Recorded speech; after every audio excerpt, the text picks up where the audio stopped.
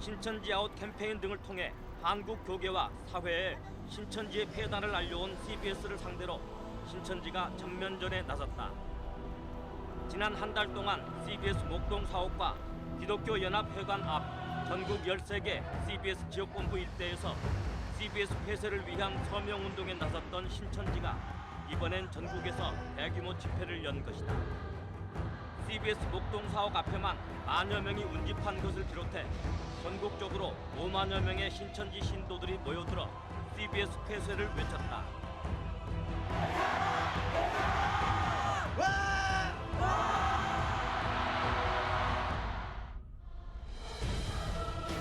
이단 신천지 집단으로부터 한국 교회와 사회를 지키기 위한 관심과 기도가 절실하게 요구되고 있다.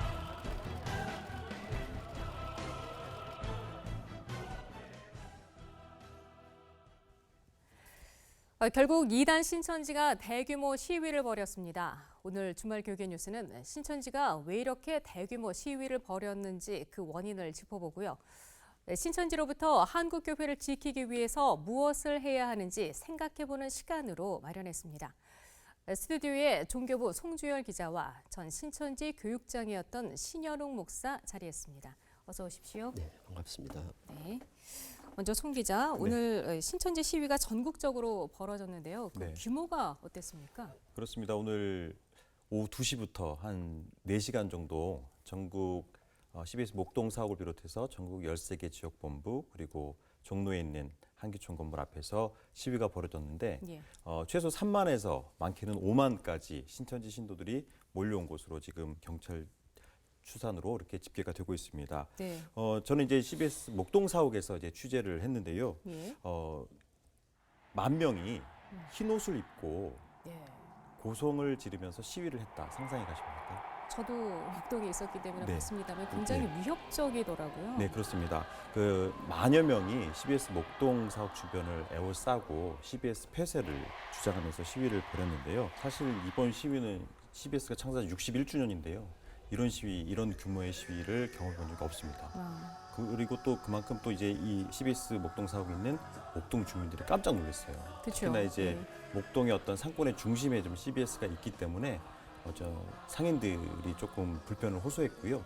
그리고 또 인근에 초등학교가 있죠. 있어요. 네, 초등학교가 있는데 공교롭게 아이들의 학교 학교 시간과 시간에 맞물렸습니다. 네, 만여 명의 또 이제 고성을 지르는 그런 시위를 하니까 아이들이 굉장히 놀랐고 학부모들이 이러니까 이단이라는 소리 듣는 거 아니냐고 그런 이제 얘기를 또 많이 했었고요. 그래서 그 신천지 그 섭외부장을 만나서 이번 시위가 어떻게 시작됐는지 어떻게 열리게 됐는지를 물어봤습니다. 그래서 네. 혹시 이만희 총회장의 지시에 의해서 이번 시위가 계획된 거냐라고 물어봤는데 역시나 자기들은 전국적으로 자발적으로 그 이번 시위를 계획하게 됐다라고 얘기를 하더라고요. 또 하나 특이한 점은 예. 그 오늘 시위에 나온 신천지 신도들의 한 70% 정도가 청년들이었어요. 그렇더라고요. 젊은 사실은 사람들이 이제 그렇게 많던데요? 청년 대학생들로 보이는 학생들이 많았는데 사실 중간고사 기간이거든요. 중간고사 그래요. 기간인데 시위에 동원됐다는 거 이게 좀 음. 특이했고요. 종로에 있는 그 기독교 연합회관 앞에서도 한 4,000명 정도 이제 네. 몰려들었다고 해요. 그래서 예.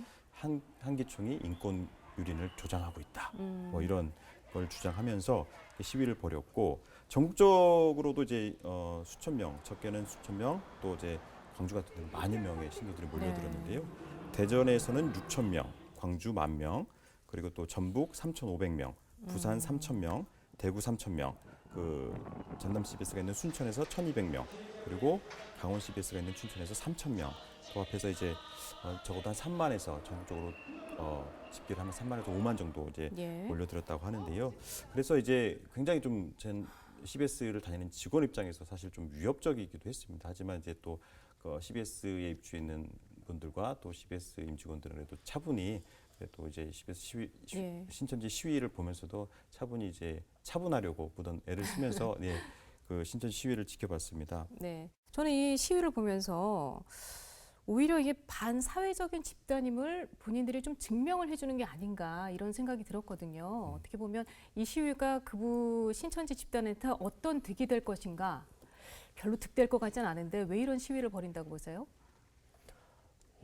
이제 가장 큰 요인은 신천지 아웃을 선언하면서 CBS가 다른 언론에서 어떻게 보면 엄두를 내지 못했던 그런 부분들을 아주 강력한 의지를 가지고 네. 아주 지속적으로 이제 신천지에 대처를 해왔다 이 말이죠. 이게 몇 년간에 걸쳐서 제가 볼 때는 이게 누적되다가 네. 이제 어떻게 보면 표출됐다 이렇게 봅니다. 곧 이만희 교주 입장에서는 이 CBS를 통해서 이게 계속 지금 신천지의 실체가 세상에 드러나고 그리고 신앙인이 아닌 분들까지도 이제 신천지의 그 반사회성이나 이런 부분에 대해서 이제 접할 수 있는 기회를 자꾸 제공을 해주다 보니까 네. 이제 크리스찬들뿐만 아니라 앞으로 점차 신천지의 포교 대상이 이제 넌 크리스찬 쪽으로 이제 점점 옮겨가는 이런 네. 차원에서 이제 이렇게 그냥 가만두었다가는 앞으로 이 포교 전략에 막대한 지장이 있을 거다라는 이런 이제 나름대로 어떤 전략적 판단.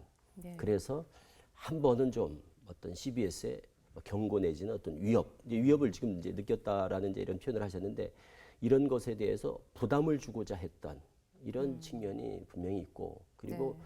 뭐 한마디로 눈의 가시 같은 존재죠. 신천지에 있어서 CBS는 그렇기 때문에 이만희 교주가 첫째는 어떤 감정적인 이런 것들이 아마 폭발한 그 네. 결과로서 오늘 같은 이런 시위가 나타났다 이렇게 보아집니다. 네. 그리고 또 이게 좀 내부 결속을 위한 것이다라는 얘기도 있어요. 그렇습니다. 지금 이제 14만 4천이라는 가시적인 수가 이미 찬지가 오래고 예.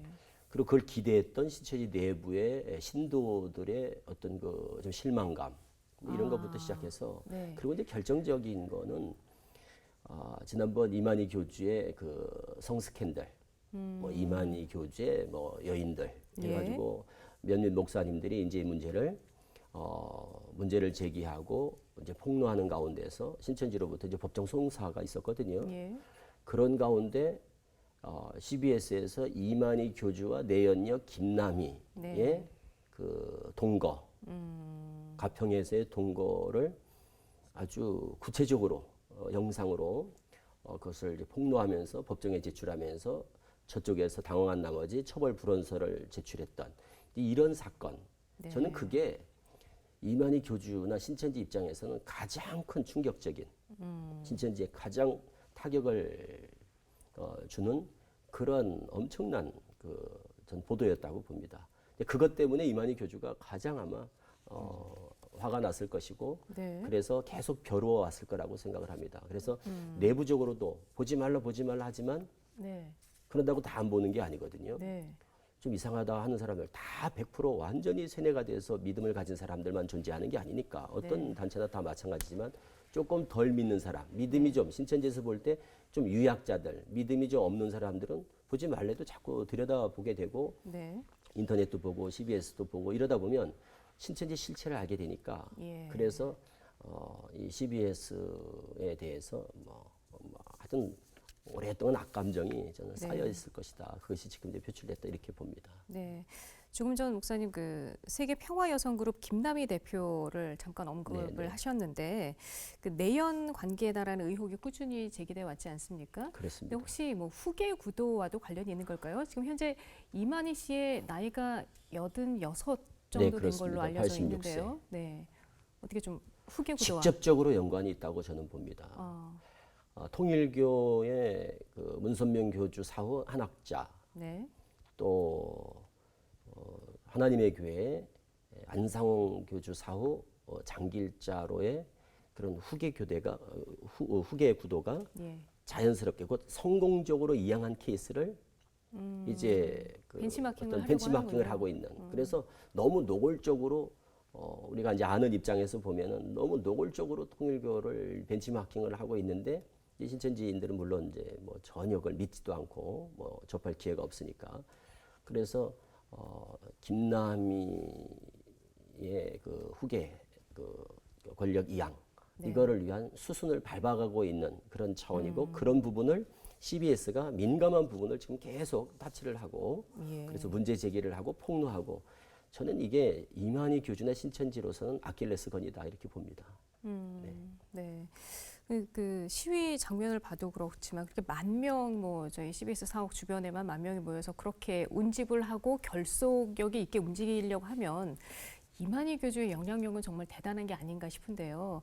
만약 이만희 교주가 사망을 한다면 그 이후에는 신천지는 어떻게 될 거로 예측을 하십니까?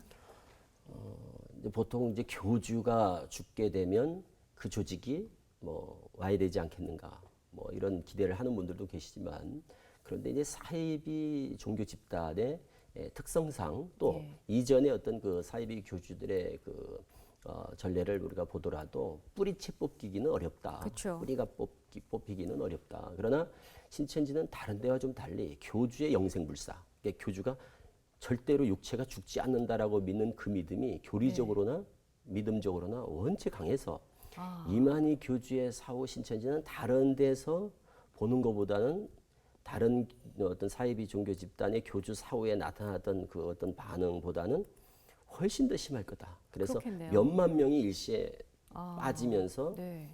급속한 감소가 될 것은 뭐 자명하고, 예.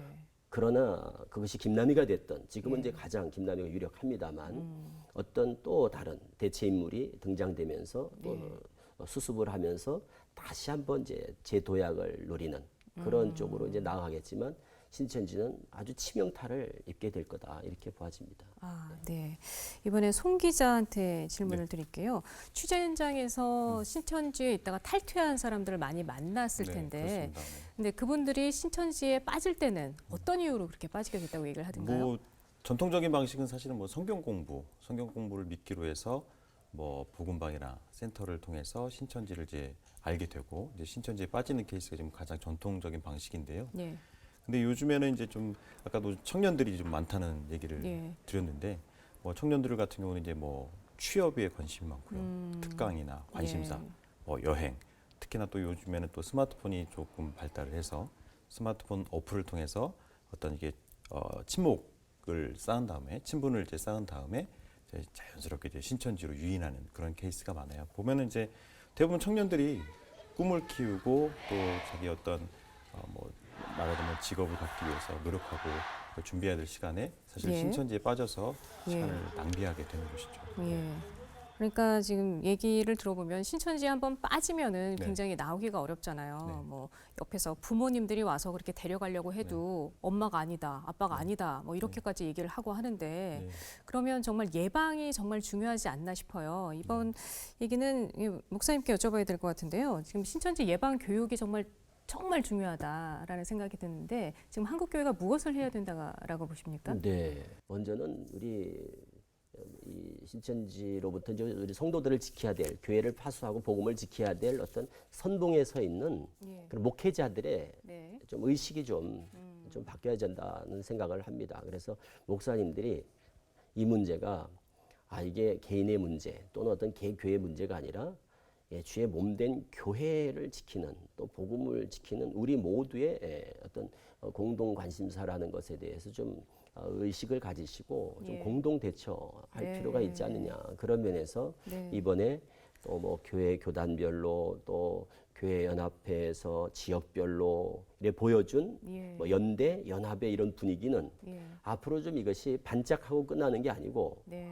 좀 이참에 이것이 좀 더 계속 지속돼 갔으면 좋겠고, 네. 그리고 전국적으로 좀 확산돼 갔으면, 네. 그래서 그런 기회가 된다면 매우 참 바람직스럽지 않을까 하는 것을 기대합니다. 네, 그러니까 어떻게 보면 한국교회 안에 그 신천지에 대해서 대응하는 컨트롤 타워가 있었으면 하는 그렇습니다. 그런 바람을 이번에 가져보시는 거죠. 우리 시를 다 이제 뭐 우리 전 국민이 다 보다시피 했는데, 이런 걸 보면서 이런 생각을 하죠.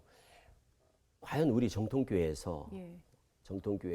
신천지의 반사회성 그리고 그 문제들을 세상에 드러내는 이런 시위라든가 또 어떤 뭐 항의 집회를 한다면 과연 우리가 저만큼 모일 수 있을까, 이런 그죠. 생각들을 우리가 갖게 되죠. 네. 그러면서 그런 면에서 좀 아쉬움이 있고, 네. 그래서 우리가 수가 부족한 것도 아니고, 예. 그래서 우리도 하면 얼마든지 할 수 있는데도 불구하고 서로 그것이 힘이 모아지지 않는 이런 좀 아쉬움이 있습니다. 그래서 개인적으로는 개인의 구원의 확신, 이런 건강함이 있어야 되고, 교회적으로는 신천지에 대해서 성도들이 좀 더 구체적인 정보들을 가지고 영적으로 무장할 수 있는 그러한 정보들을 교회에서 적극적으로 좀 제공을 해줘야 되고, 그리고 지역 연합회라든가 또 교단 연합회나 교단 차원에서는 뭔가 좀 신천지에 대해서 늘 소극적인 이런 자세보다도 신천지 센터 또 복음방 이런 신천지 교육 장소 앞에 좀 적극적으로 우리도 이제 시위를 한다거나 1인 시위 같은 걸 통해서 모르고 들어가는 센터나 복음방에 신천지 교육 장소인지를 모르고 들어가는 사람들한테 이곳은 신천지 비밀 교육 장소입니다라는 것만을 알려도 신천지인 줄 알고 들어갈 사람이 아무도 없거든요. 그죠. 다 모르고 속아서 가는 겁니다. 결국 어떻게 미혹되느냐? 결국 다 속아서 가는 겁니다. 세상으로 말하면 사기를 치고 피해자들은 사기를 당하는 입장에서 모르고 가서 공부를 하기 때문에 그 사실만 알려도 알고 갈 사람은 아무도 없을 거다라는 겁니다.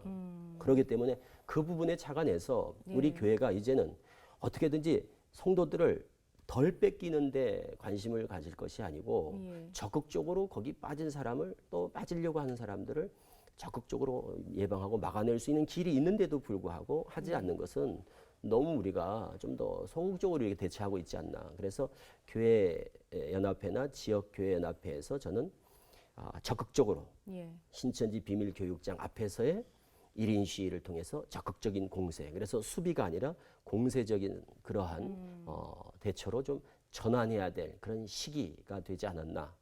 이런 것들을 좀 간절히 바랍니다. 네, 그러니까 한국교회 하나된 대응 노력이 정말 필요한 시점이 그렇습니다. 아닌가라는 생각을 해봅니다. 네, 신현영 목사님, 그리고 송주율 기자 오늘 말씀 감사합니다.